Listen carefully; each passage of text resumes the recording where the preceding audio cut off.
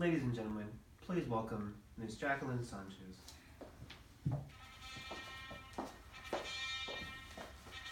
Rotten eggs, crying for an hour a day, fortune tellers, chicken livers, saws, gooses, 2 bouquets.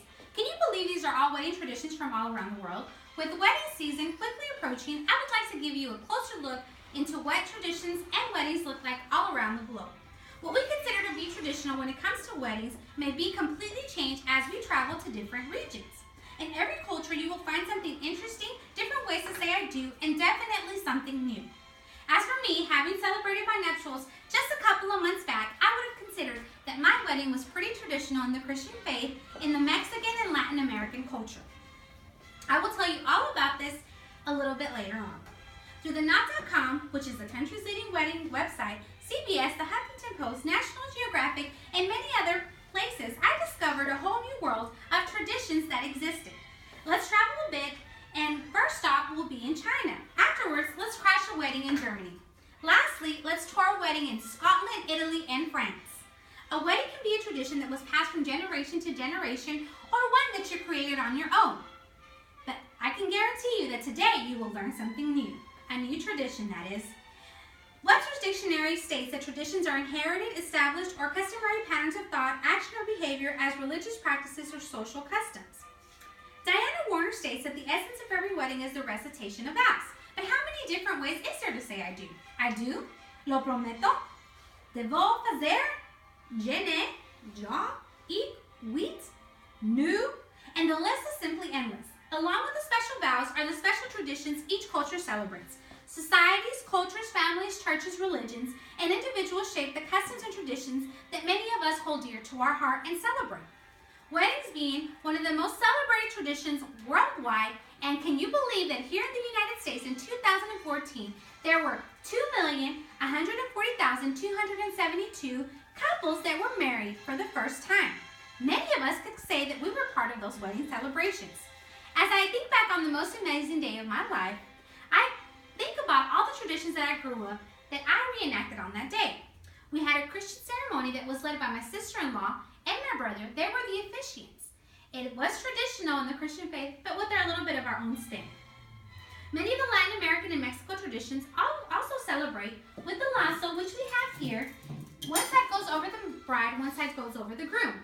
We kneel down on the cojinas and have the officiants pray over us blessings and for our holy union and matrimony.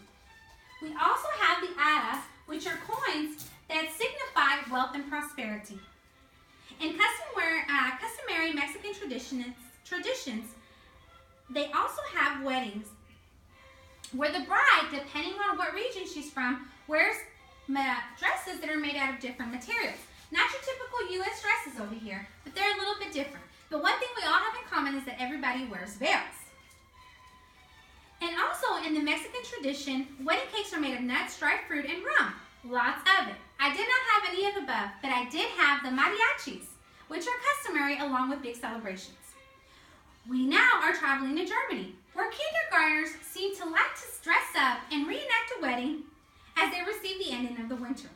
In Polterbin, Germany, guests of the bride and the groom arrive a night before to break some type of porcelain. The bride and the groom then have to pick up the pieces. This is to show them and signify that a marriage is not easy. Today's generation seems to break the porcelain the actual day of the wedding and not the day before. In China, the traditional wedding dress is not white or one of this nature. It is vibrant colors and red, usually red to symbolize luck and wealth. Chinese couples sometimes turn to fortune tellers to find a favorable date that coincides with their birthdays. Traditional wedding dresses in China are red, like I stated. Sometimes, to find a wedding date, they also slaughter a chick that will give them a date depending on what the chicken liver looks like. A little bit strange and different. And lastly, they sometimes offer their guests a dinner of 10 to 12 servings, or a 10 to 12 course meal. What a delight. In Sichuan province, China, the bride spends an hour a day crying for 30 days prior to the wedding. In Italy, it's customary for the bride and groom to walk to the church, and they are not allowed to look back as this is bad luck.